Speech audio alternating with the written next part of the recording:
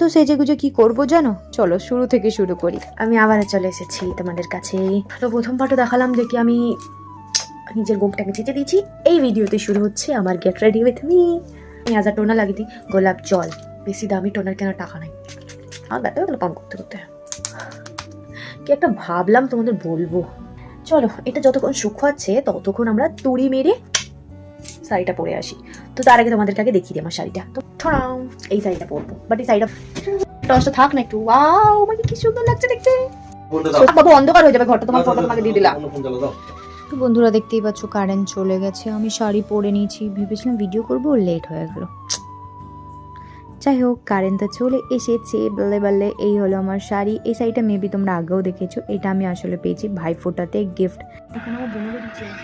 চলো চলো বেশি না বকে না রেডি হওয়া যাক। সবার প্রথমেই লাগিয়ে নিলাম আমি একটা সিরাম, যার প্যাকেজিং একদমই বাজে। তারপরে লাগাচ্ছি আমি ল্যাকমের এই সিসি ক্রিমটা। আমার কাছে একদমই টাইম নেই যে একটা ব্লেন্ডার বার করে ব্লেন্ড করব।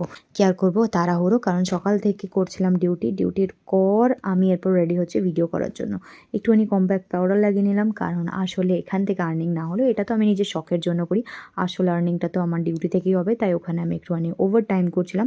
তারপর লাগিয়ে নিলাম লাইনার। আর আমি লাইনার লাগাবো উপরে, লাগাবে না মানে ল্যাসরাবে না, কি করে হতে পারে। আমি একটার পর একটা টিপ পরে দেখলাম যা একদমই ভালো লাগছে না। তারপর আমি নর্মালি যে টিপটা পরি সেটাই পরে নিলাম। কানের পরে নিয়েছি। আর বাবা দেখো আমার গলাটা খালি খালি লাগছে। চুলটাকে আপাতত বেঁধেই রেখেছি।